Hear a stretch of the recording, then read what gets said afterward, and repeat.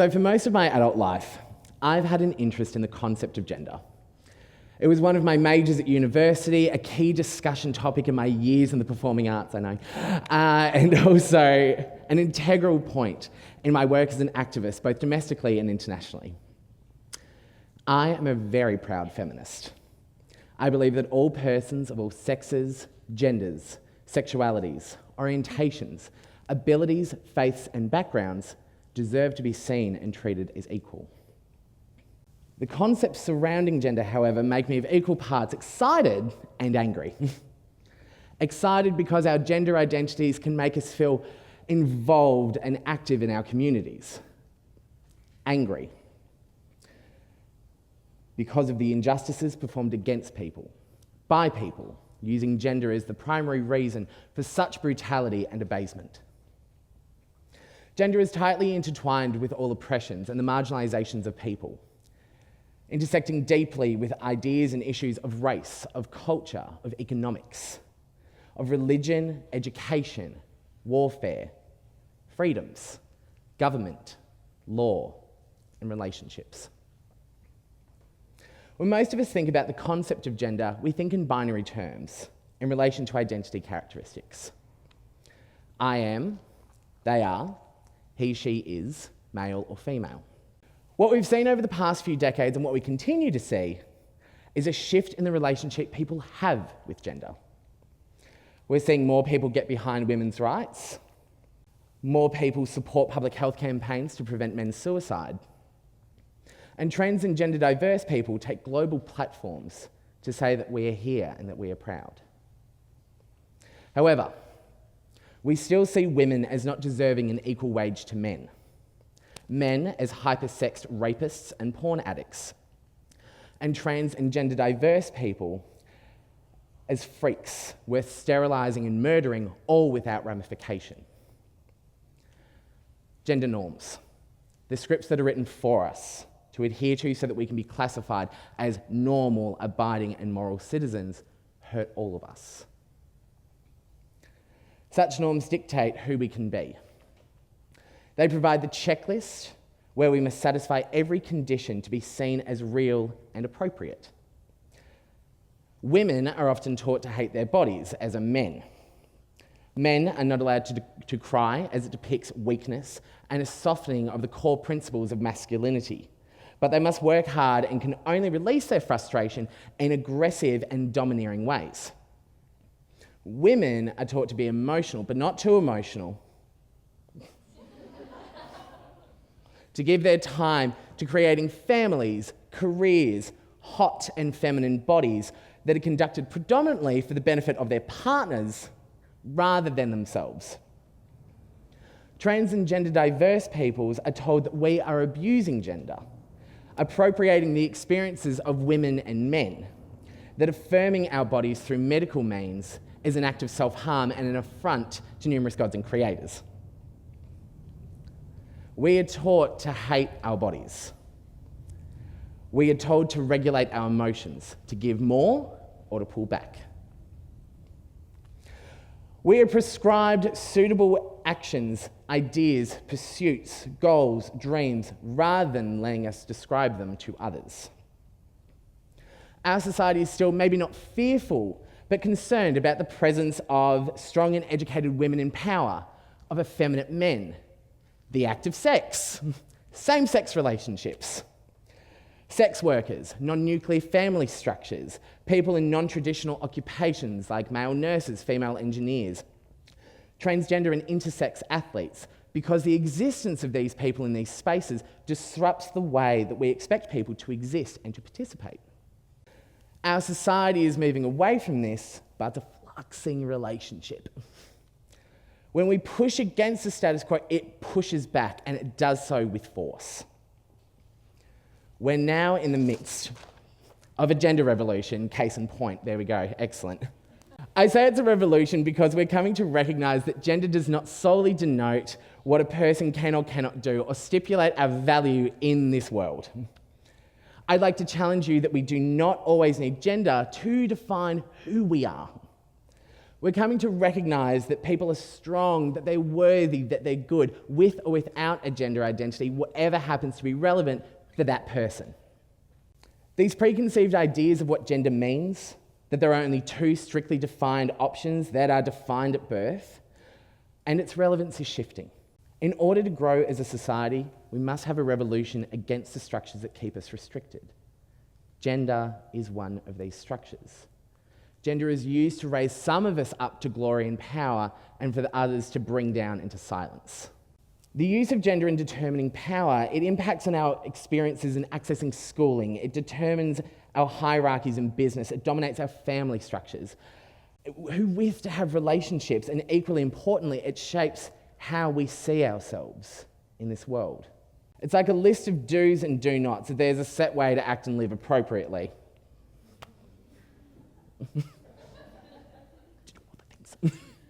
We have been taught to believe that in the concept of gender, we can only take one side. And once we're on that chosen side, we must remember to demonstrate these appropriate actions with an unforgivable perfection. 5 years ago, 2010, for those of you playing at home, I was driving through the bustling Melbourne metropolis and pulling up to a set of traffic lights adjacent to the iconic Flinders Street train station. A thought crossed my mind. I thought that I had not considered since my preteen years.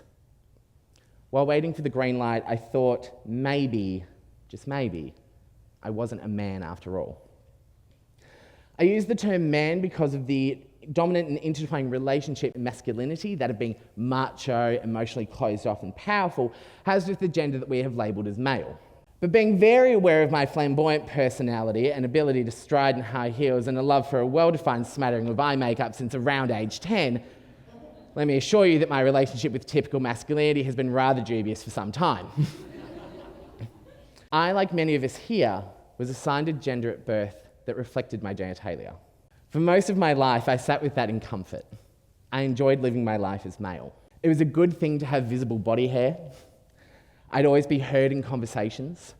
And when it came to sex, people were far less intimidated and much more knowledgeable about my genitalia and their expected functionality.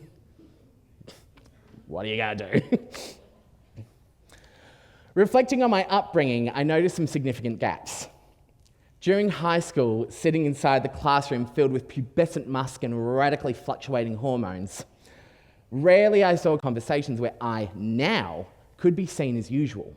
When I, as an audience member, am greeted by the MC with "ladies and gentlemen," I do not feel reflected in that space because I identify as neither male nor female. Shopping for clothes, I love this bit, shopping for clothes to cover the shame of my nakedness. I'm typically given two primary departments in which to purchase clothes and to ultimately express myself to others. But if I approach the change rooms with a dress in hand, I'm at risk of criticism from the shopkeepers because of two options. Either one, I happen to have a fetish apparently, which why be that so wrong? But also, point number two, apparently I might just be going to a costume party. And let's be real, if they were the only two options, I'd probably look fantastic anyway. What can we say? Ah, bless. We've got to remember, though, that when it comes to clothing, clothes don't have a gender. People have genders. Clothes are just what we wear. Simple as that. However, in 2014, I found the courage to come out, as it were, for a third time to some close friends and family as genderqueer. The first time I came out as gay was as an 18-year-old fresh-faced individual getting ready to move from this small country town to the big smoke for university. A couple of years later, I decided to come out again as queer, recognising that my interest didn't solely lie with men who were attracted to other men. So here I am, having come out for the third time, nailed it, as genderqueer.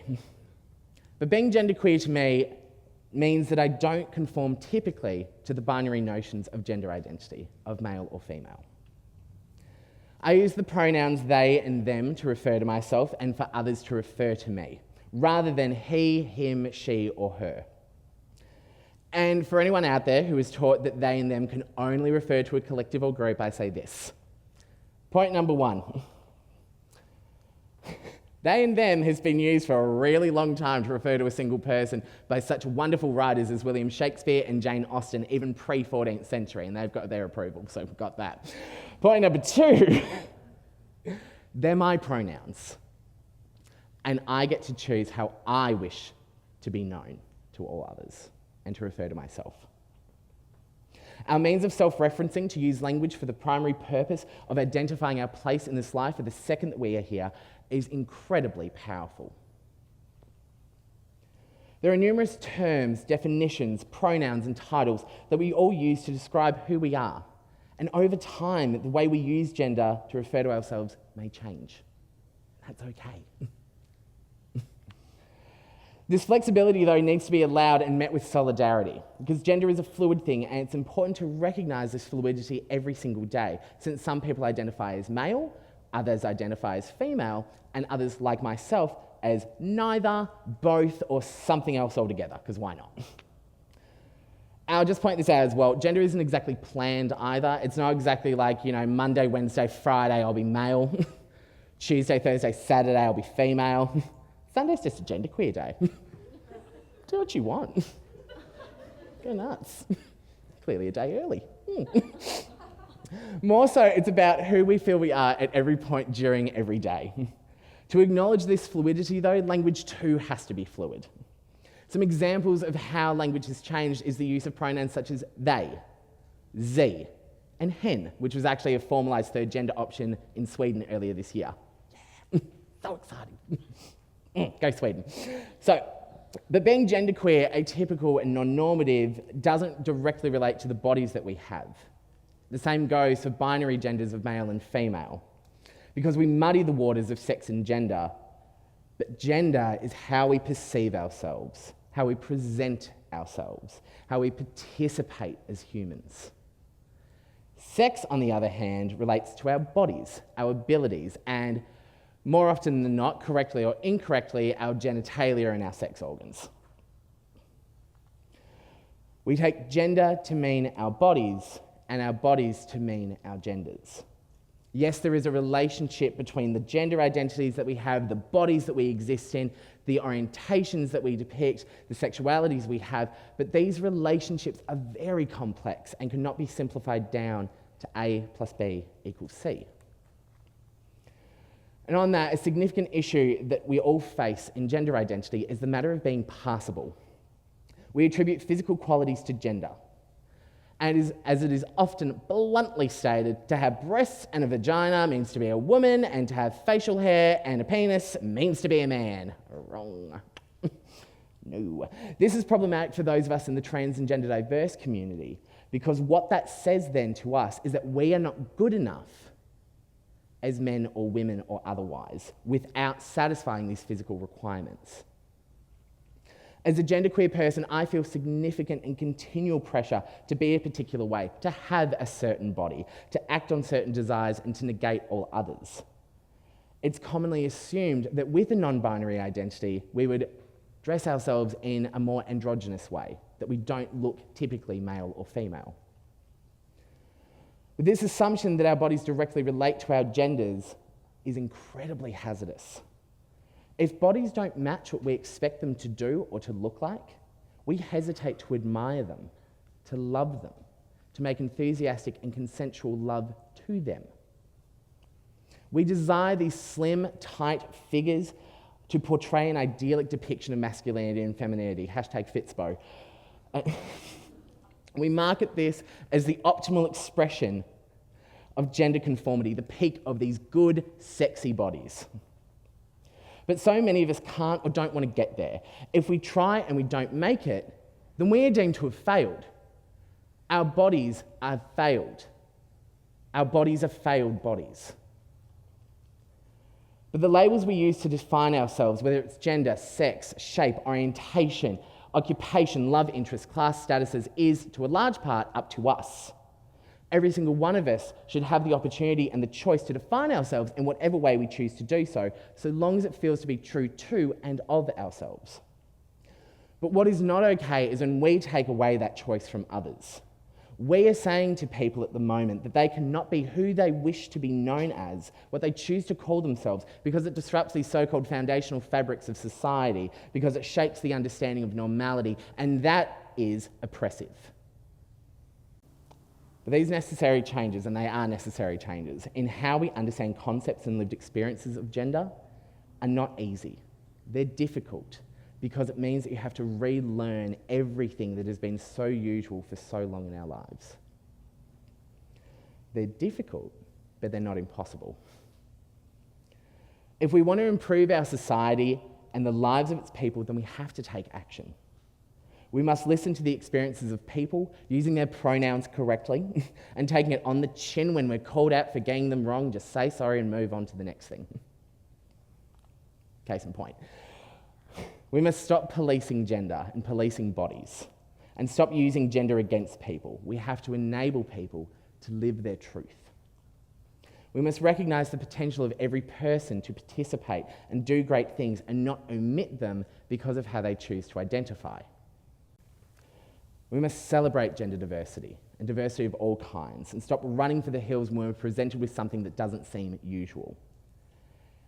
And also, we have to disaggregate data that only looks at the experiences and the ideas of males and females, and find out what the experiences are of non-binary people in all types of issues.